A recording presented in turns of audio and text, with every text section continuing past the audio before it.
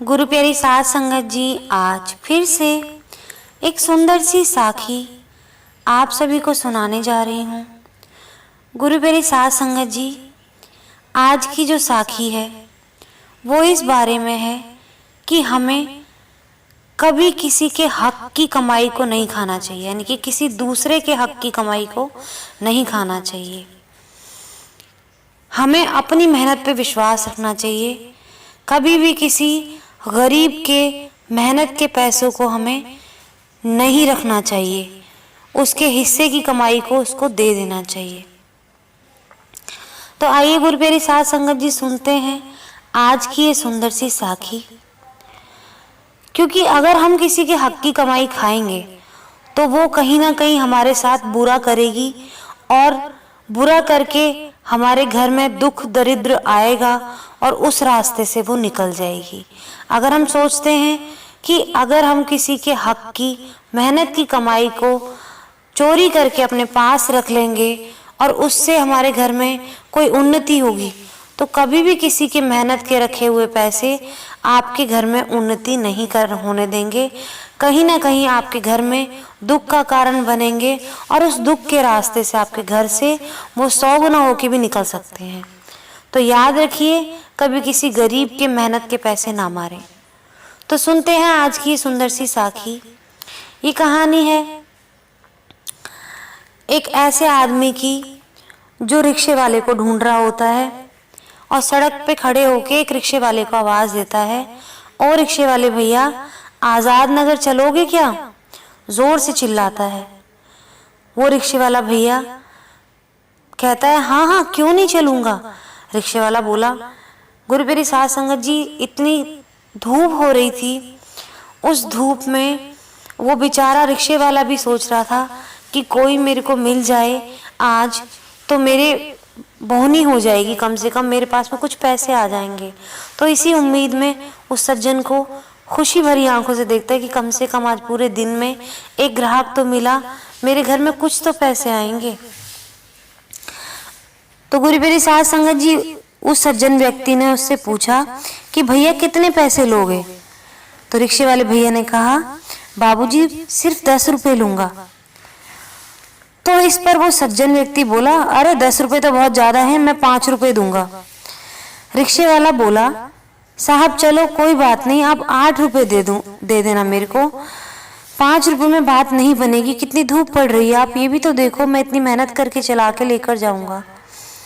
लेकिन वो सज्जन व्यक्ति अपनी बहस पे अड़ा रहा और कहता, अरे नहीं नहीं, मैं तो 5 रुपए ही दूंगा। रिक्शे वाला सोचने लगा, दोपहर हो रही है, जेब में केवल 20 रुपए हैं, इनसे बच्चों के लिए एक समय का भरपेट खाना भी पूरा नहीं होगा। मजबूर होके बोला, ठीक है साहब बैठ जाओ, कोई बात नहीं, आप 5 रुपए ही दे देना मुझे। रास्ते में रिक्शे वाला सोचता जा रहा था, आज का इंसान दूसरे इंसान को इंसान तो क्या जानवर तक नहीं समझता, और बहुत दुखी होने लगा। ये भी नहीं सोचा यहाँ से आजाद नगर कितनी दूर है, 5 रुपए कितने कम है, मैं भी क्या करूं, मुझे भी तो रुपयों की जरूरत है। इसलिए से 5 रुपए में पहियों की गति के साथ उसका दिमाग भी गतिशील था। गुरु प्यारी साध संगत जी, आजाद नगर पहुंचने के बाद जैसे ही वो रिक्शे से नीचे उतरा, एक भिखारी उसके सामने आ गया। आजाद नगर वो भाई पहुंचा, वो जो सज्जन व्यक्ति था जो बैठा उसके रिक्शे वाले के रिक्शे में, वो रिक्शे से नीचे उतरा, उसको सामने सामने एक भिखारी दिखाई दिया। भिखारी को देख के उसने 10 रुपए दे दिए और 5 रुपए रिक्शे वाले को। रिक्शे वाला बोला, साहब मेरे से अच्छा तो ये भिखारी रहा जिसे आपने 10 रुपए दिए, मैं इतनी दूर से लेकर आया हूं आपको और मेरी मेहनत के सिर्फ 5 रुपए। सज्जन व्यक्ति बोला, भिखारी को देना तो पुण्य है, मैंने उसे अधिक रुपए दे के पुण्य कमाया है, और जो मेरी मेहनत की पूरी मजदूरी नहीं दी, ऐसा करके क्या तुम पाप के भागीदार नहीं हो? गुरु प्यारी साध संगत जी, रिक्शे वाले ने उस सज्जन व्यक्ति को बोला कि आपने एक भिखारी को बिना मेहनत के 10 रुपए दे दिए, लेकिन मेरी मेहनत के जो पैसे थे, मजदूरी थी, वो आपने पैसे नहीं दिए मेरे को। तो क्या आप पाप नहीं कमा रहे हो? भिखारी को देखे तो आप पुण्य कमाने की कोशिश कर रहे हो, और मेरी मेहनत के पैसे काट के क्या आप पाप के भागीदार नहीं बनोगे?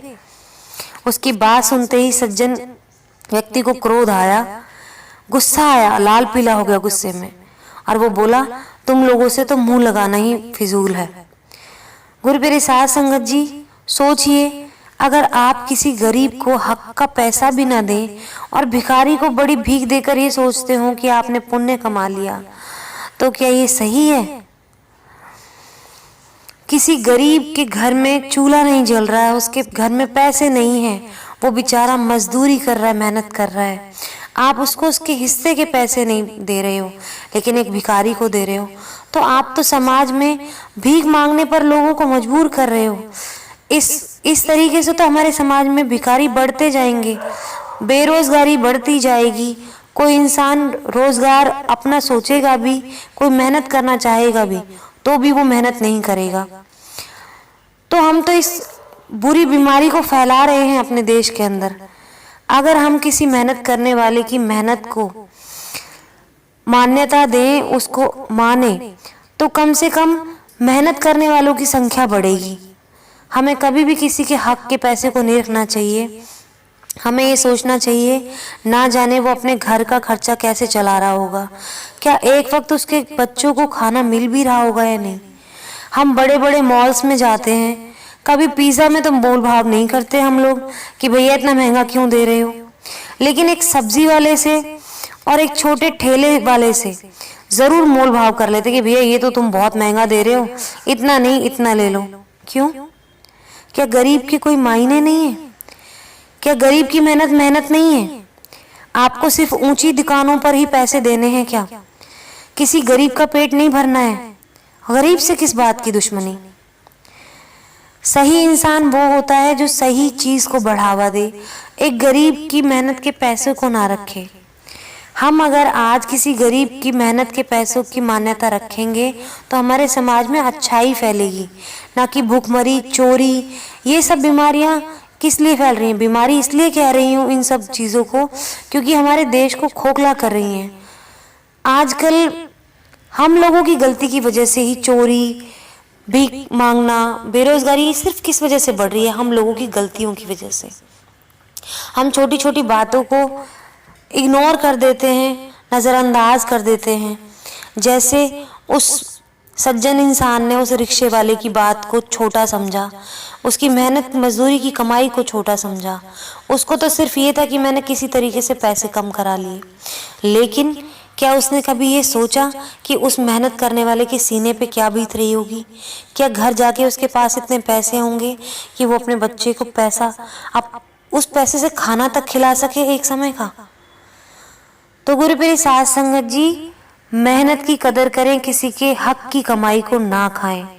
अगर आज आप किसी के हक की कमाई को रोकेंगे तो कल आपके घर में वो दुख के रास्ते से 100 गुना होकर निकल जाएगा। तो पुण्य कमाइए, पाप नहीं। गुरु प्यारे साध संगत जी, किसी भिखारी को आप दान दे रहे हैं और आप सोच रहे हैं कि आप पुण्य कर रहे हैं, और किसी की मेहनत की कमाई को खा रहे हैं, आप ये नहीं सोचते कि आप पाप कमा रहे हैं। तो गुरु प्यारे साध संगत जी, आज इसी के साथ इस सुंदर सी साखी को यहीं समाप्त करना चाहूंगी। मिलती हूँ आपसे अपनी अगली वीडियो में नई साखी के साथ। तब तक के लिए खुश रहें, सिमरन करते रहें।